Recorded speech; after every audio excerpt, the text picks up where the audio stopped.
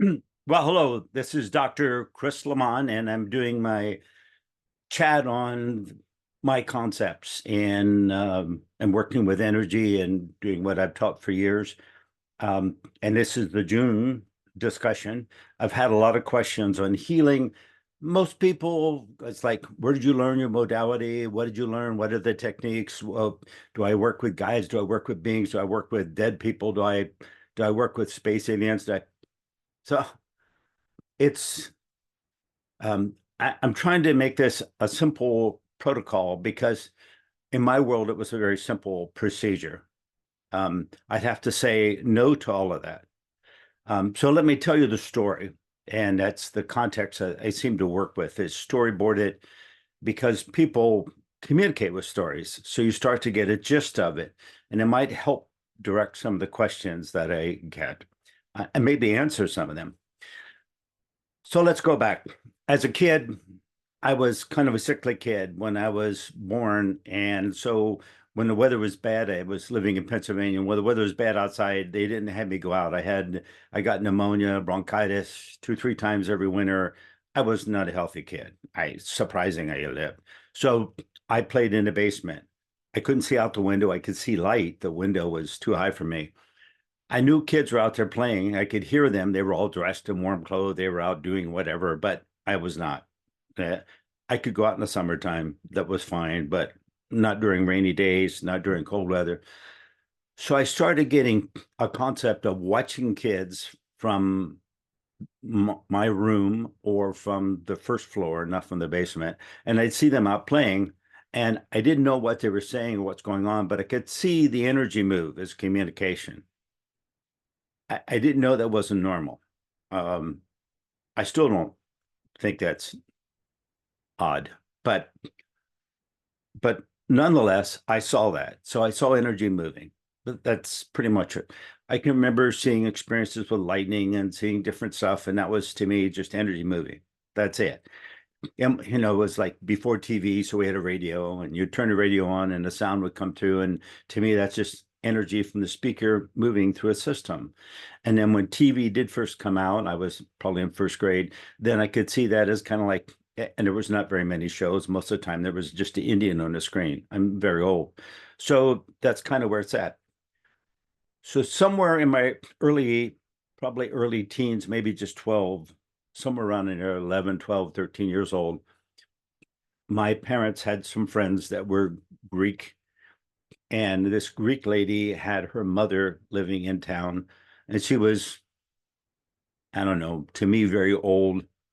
I would have, as a kid at 12, I would have thought she was like, oh my gosh, probably over 60, but she might have been 70, she might have been 80. I don't know. She was an old lady, and she had broken English. She spoke a lot in Greek. We were at her house having a dinner. My mother had a lump on her wrist, and she had made plans to have it removed. So there was some surgery scheduled, and it was going to be the next day. We were at these, it was holiday, Easter or something, and we were at these people's house. So it was my parents and myself, my parents' friend, which a woman and her husband and 2 daughters, and then at this old Greek lady's house, kind of the grandma, and her husband was still alive. And we were all at a table eating Greek food, right? And we're all sitting around. And somewhere in the conversation, we had not got up to leave the table yet. We were just kind of finishing up dessert. They were conversing, and my mother had mentioned that she was going to get surgery the next day on this bump on her wrist because it was painful and hurt. And so the old lady said, can I see it? That's all. And my mother held out her wrist, and the old lady put her hand on the wrist like this.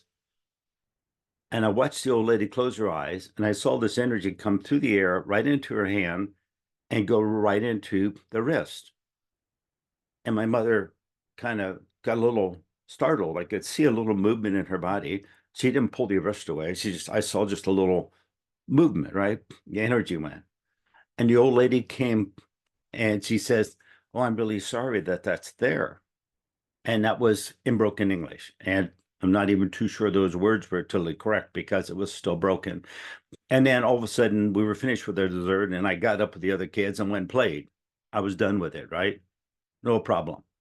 So that next morning, my mother gets up to go to surgery at the hospital or whatever, 9 o'clock in the morning, and she looks and it's the bump is gone, just totally gone. So she calls up and can't get hold of the doctor. So she goes to the hospital and she tells him, I was coming for surgery, but the bump's gone. So they get hold of the doctor and they canceled everything. And that was it, all over. So nothing. To me, that was just an influence. That's normal energy communication. I didn't see anything special about it. No one talked about it. Nobody said, "Oh, I got a healing from the soul." No conversation at all. It was just like an oddity. It disappeared. That was it. Right. About 10 years later, I'm now 20 some years old. Right. And I'm in college or maybe even graduated from college. And I'm coming to visit my mother, which I did every now and then for a few years. And until I moved away. And so I came by to visit her. And when I got there, sitting down, talking to her, why, she had a lump on her wrist. And I said, "Well, that lump finally came back." She said, "Yeah, it's been a long time." I said, "Yeah, probably, like 10 years. And so what are you going to do?" She says, "Well, I got an appointment scheduled tomorrow for surgery. The doctor's going to finally remove it." And I said, "Well, let me try what the old Greek lady did." Because I remembered, right? So I put my hand on my mother's wrist and I did the same thing the Greek lady did. I said, whatever that was, let's flow right through my hand like the Greek lady did and see what happens. Okay, no big deal. So I did, held it for a few seconds. My mother kind of like, "Oh, that was weird." I said, "Do you feel something?" She said, "Yeah, it was kind of strange. And then we just got into something else. And it was like no conversation about fixing anything or anything. The next day, she gets up and it's the same routine. Lump's gone. Wow, canceled the surgery. Second time through, right? Okay. So to me, all of a sudden it registered because I was now a participant. I said, "What was that?" So from my age, 28, 21, 22, say, I spent probably the next 9, 10 years on my spare time taking classes, going to the Philippines, seeing psychic surgeons. I just, the whole gamut. I found a Scottish guy in Redwood City, California, that was a psychic surgeon. I found all kinds of, not because I wanted to learn. I just wanted to understand what all this was all about. It was so simple. And everybody had these complex stories. You had to do this, you got this guide, you had to do this, you had to learn this, you had to, like, oh my goodness. Oh my. Wow, this is kind of interesting. Um, it just seemed like it was such a natural influence. It was so simple. And as I took all the classes, I started understanding by watching other students that they couldn't get that was just a flow of energy and an influence. What seemed natural to me was totally foreign to them. And I didn't know that until I started taking all those classes. So at some point, I thought maybe someday when I get older, I'll start communicating about some of this. At the time, I just like sat there, took a class, did this, did that, did a routine, did healings, worked on your auras, worked on energy field, worked on whatever. I just participated. It was fun. It was interesting. And I was just like trying to find out more about a phenomena that I observed. That was all there was to it. And I'd done all these different types of, I had a lot of questions about why they did it a certain way. Some people that I worked with had good answers for that. I finally, somewhere around age let's see, that would have been 20 years later. So somewhere probably around 10 years, maybe at like 31, 32 years old, um, I was now gone. I had moved and I was living in a different city. I was married, had kids, and and I just so happened to call my mother on the phone. It was right around Mother's Day, her birthday, Mother's Day, and their wedding anniversary were all within 30 days of each other. So I never really talked to them ever other than like that May, June call that I would make. Or if I was in the area, maybe a visit, but I had not gone back to visit in at least 10 years. So it was like, so it was just a phone call. So I had called her and I said, "What's new? How's it going? I've talked to you in about a year, blah, blah, blah, blah, blah." And she said, "Well, that lump came back, you know, on my wrist." And so I was just kind of planning on surgery again. And I thought I'd talk to you. Well, she was being a little abstract, but I got the meaning. She was saying, "You fixed it last time. Maybe you can fix it this time." That's kind of what I got intuitively from what she was saying, right? I don't remember the exact words. And I'm thinking, I don't know. I put my hand on her wrist. I don't know. I mean, I learned all these things, but I didn't put much merit in them. I was just trying to figure an answer in my head.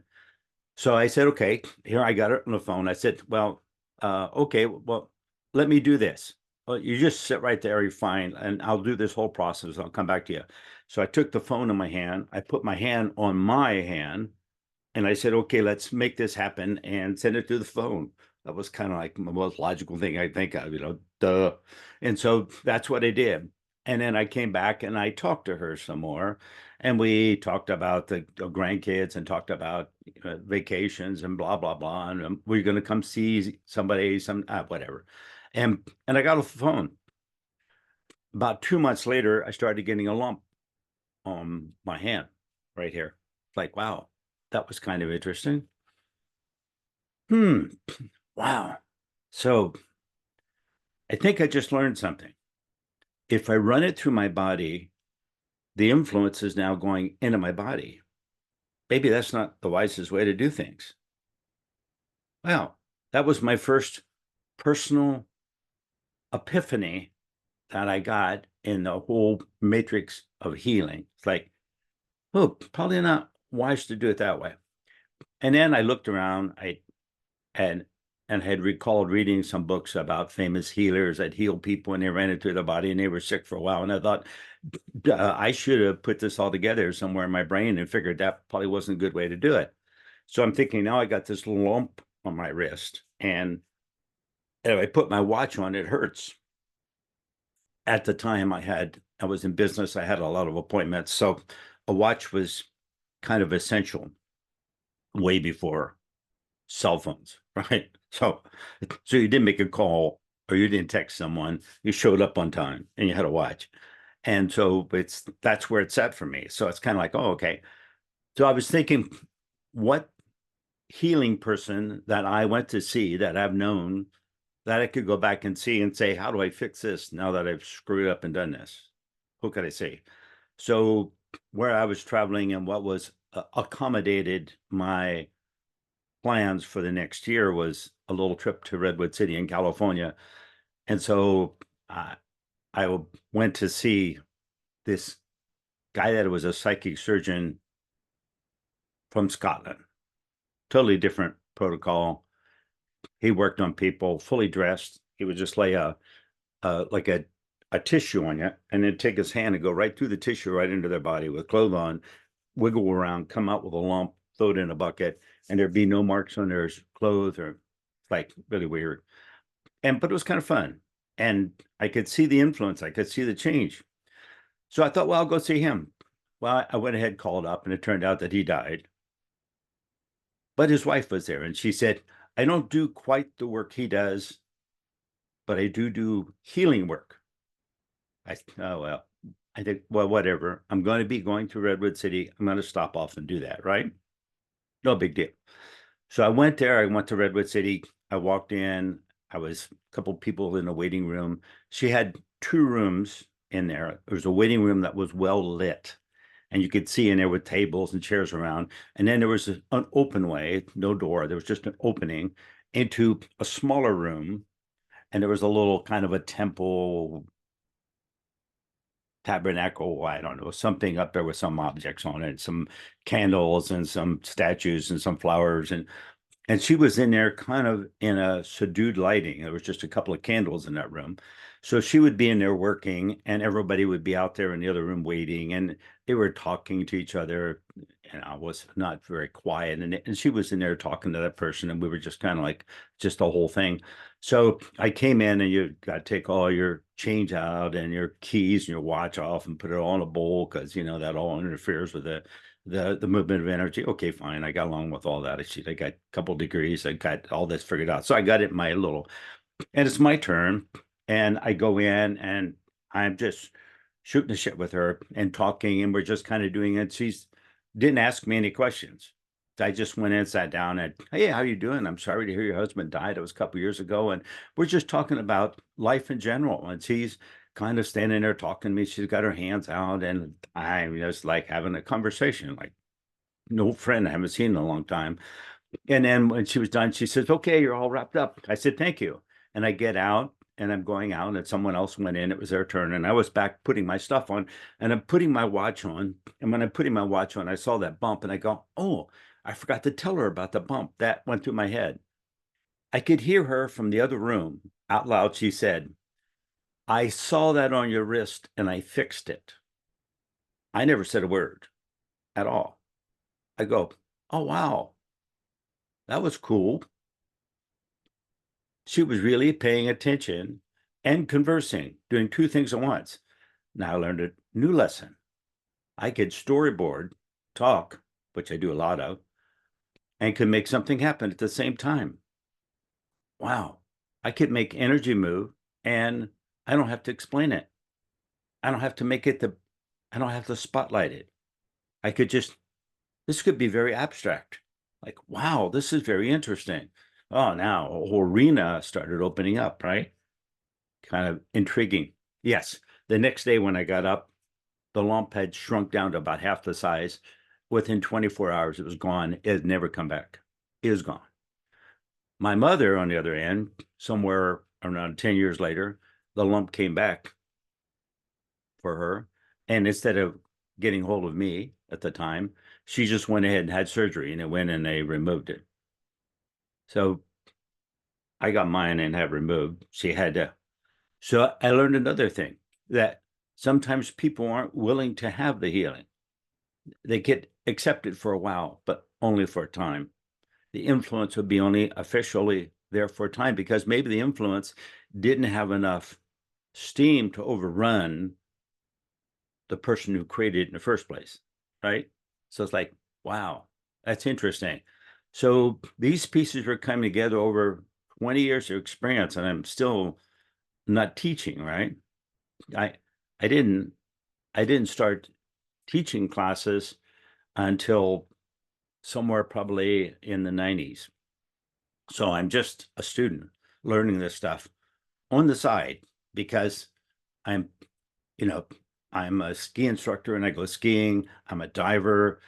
I've got friends when we go to the river and go water skiing. I've got friends and we go hiking in the mountains and camping out. On days off when I wasn't working, I was a busy person. It's just like, that's it. That was kind of the focus. I had children they were raising, and it was just like life in general, like everyone else gets in midst of. All of a sudden, somewhere in the 90s, I wound up being in Southern California.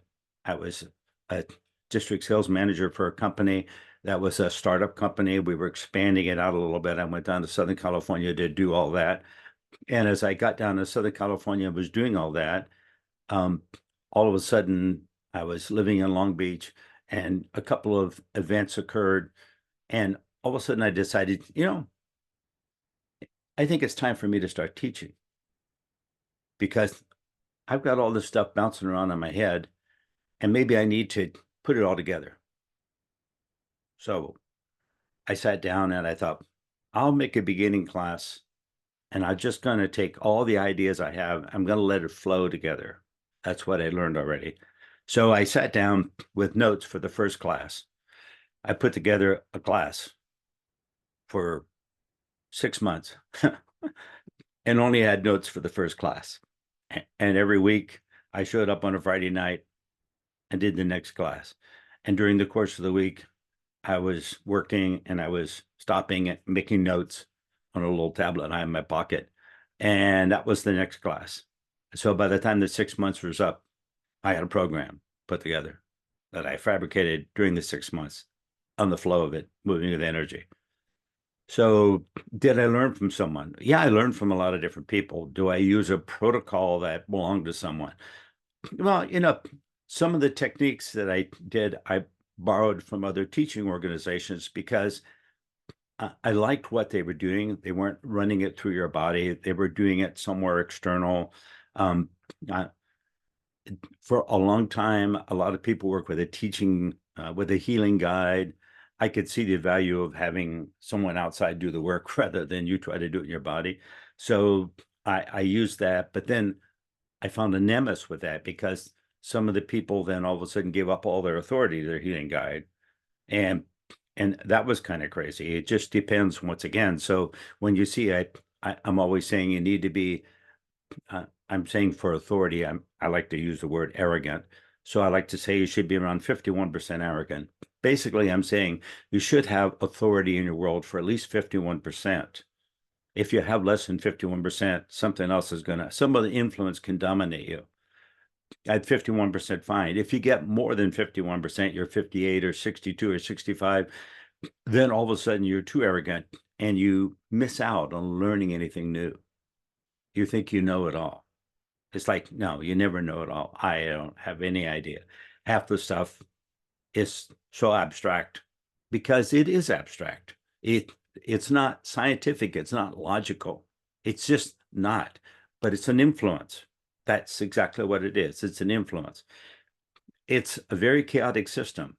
You look at the weatherman and he's only right a percentage of the time. Yes, in some areas, you live in Arizona, you can say it's going to be hot. but but in some areas, it's really difficult to predict the weather. It's a chaotic system. I'm seeing all this as very chaotic systems. So it's not always that easy to manage, predict. It's not a logical, pin this down, here's the directions, you follow this and all works out. I'm not buying any of that. Some people have protocols they put together and then they get a following that does that. But the people that do not follow that means that's the people didn't work for it. So if somebody's got, come on, how many million people are there on how many billion people? When you start to look at how many people we got, and you start to look at even New Thought religion is what, 1.5% in the United States. It's like, so the biggest classification is when we're moving into modernity where people were undecided. And so the first step into maternity, in other words, to modern thinking, to move away from traditional, was to be, I'm not sure that still worked. It's not a question. In other words, it wasn't wrong, but I'm not sure that it wasn't the greatest influence. Is there a better influence? And that's what we're trying to do. We're trying to evolve into having a better influence. Can we get along? Can we work together? Can we become a global people? Yeah, but it's going to take several hundred years, that process. So I'm always looking at, like, I realize this is not going to be in my lifetime, but I'm looking around saying, wow, it's kind of interesting. How fast does this go? I got it down to a clock. Every about 10 years, my mother would get a lump on her wrist. I have no idea what caused the lump. I have no idea what the story was. I never looked into it. She never asked a question, but it would cycle through. And then when she got the surgical treatment, it stopped. So that meant that all of a sudden, my story, not hers, I don't think she had authority to keep it away. So she was less than 51%, my story, right? So that's the way I would have looked at it. So the doctor brought in and said, I am the doctor. So I got all the authority. I'm going to fix that. And it was fixed. That was it. Maybe I should have came in and said, hey, I got all the authority, but I didn't do that. I was just learning. So you start to see authority is important, not arrogance, but a little bit of authority is important. You've got to be able to take a look at that. I have done healings on people that have lasted for a time. I have done healings on people that's lasted for the rest of the lifetime. It's really intriguing. I've done healings on myself that have lasted for a time. I've done other healings that have completely gone away. And I could tell millions of stories, but we're trying to narrow these down.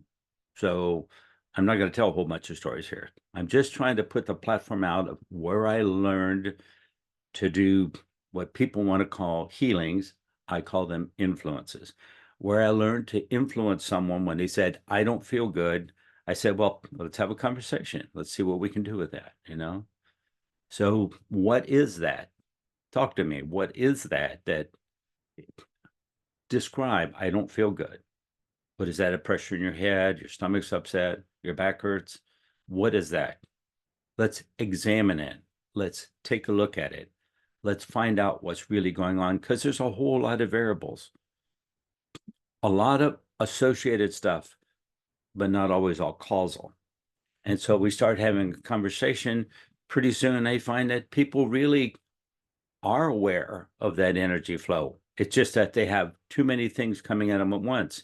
We start to have a dialogue in the story, and pretty soon I'm narrowing it down. And half the time it surprises me. It's not what I would have thought.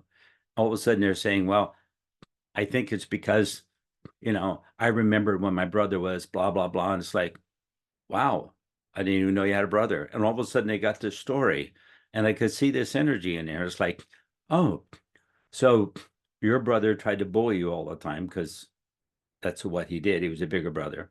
And so every time you get someone trying to bully you, you go back to a memory of when your brother bullied you, but he got physical and shoved you around if you didn't listen. So now, even though somebody doesn't physically shove you around, as soon as they seem to have more authority than you get beat up. But there's nobody beating you up. So now you just don't feel right.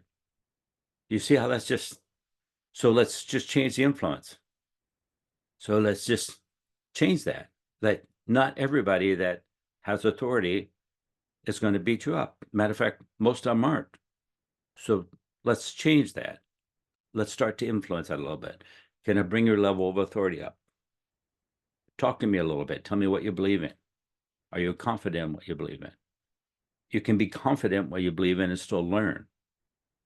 So those are the approaches that I started using to be able to help people.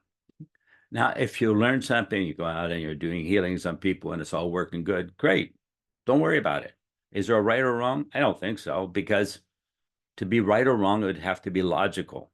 Our logical world talks about right or wrong. Right means it's very logical. Wrong means it's not logical.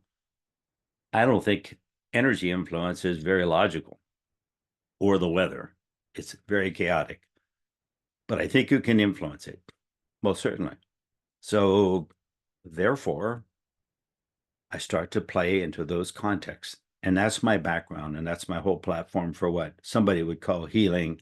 And I just call it influence. So if I'm influencing you to feel better, that's one thing. If I'm influencing you to accomplish your goals, that's still just an influence. If I'm influencing you to improve your communication, to get over your animosity or your anxiety or your frustration, those are just influences. I'm still working with the same energy. I'm still working with the same dynamics. I'm still bringing that in. I don't talk about a guide. I talk about a symbol. A symbol is just an image. It's a picture. We storyboard things with pictures. That's why I use that. So I'm just saying, here's a picture, relate to the picture, and all of a sudden we can change the picture and we might be able to change the dynamics of how it influences you. That's it. Just that simple. So I'm usually just do like I'm doing now. I tell stories that starts to open it up, like maybe it's different. Don't try to make something that's not part of the logical world part of the logical world. You reduce it tremendously. It's really hard to say I have authority when you don't have authority in the logical world. That's it, right? So to gain authority, you have to get out of that script of having it look a certain way.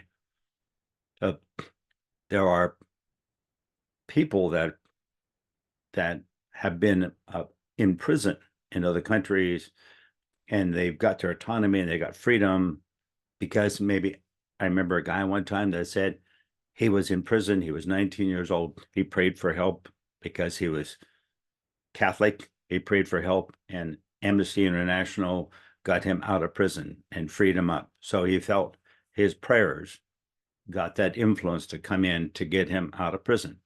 Hey, that's a good story. Is it logical? Well, it's not logical because he didn't contact Amnesty International. He didn't send him an email. He didn't send him a letter. He's in prison. He couldn't do anything. How'd they find him? I don't know. How'd they find him? Why did they pick him and not all these other people in prison? So you have to look at that and you have to say there's something going on. That influence is there, most certainly, some way for sure. When he started to pray, the influence came in. Is the prayers wrong? Well, it's wrong for someone who doesn't believe in praying, but it's not wrong for him. He was Catholic. It was like praying seemed like something he's done a long time, right? He was probably an altar boy at one time. So all those things is like, doesn't matter. I don't get wrapped up into the technique. I get wrapped up in, can we feel the influence coming? Can we get a sense of that? Work with that and start to expand your ability to see things and relate to things that are not logical. Phenomena in the world can be very useful if you have a relationship with it. That's it, right? Come on, if you're a farmer, weather's a phenomenon, it's chaotic, but if you're a farmer, you depend on a relationship with that. Absolutely, without a doubt. You're going to need rain. You're going to need this. You're going to need no rain at certain times, or you destroy crops. We have been dealing with phenomena on this planet, all as humans, ever since the beginning, right?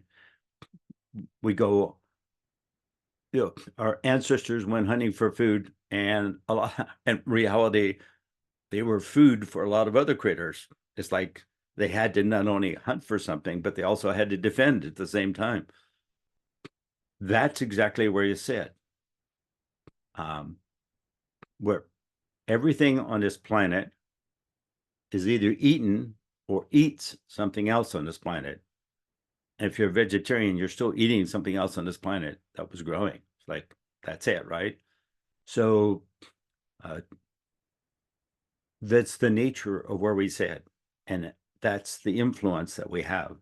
It has to do with the flow of everything moving about, which is not always real logical. So I repeated myself enough time. I think you got a gist of it. It's been fun. And if this helps you with some of your questions you had about healing and what amounts, if you're doing something that's working fine, if you can simplify it, go ahead, simplify it. All right. You might find that if you get rid of some of the logical components, you get more of the potential coming through, because the potential sits in a phenomena that we don't know. In other words, it's not now logical. You have to translate it. So thank you very much. It's been fun, I think. And so look forward to chatting with you next month. Thanks a lot.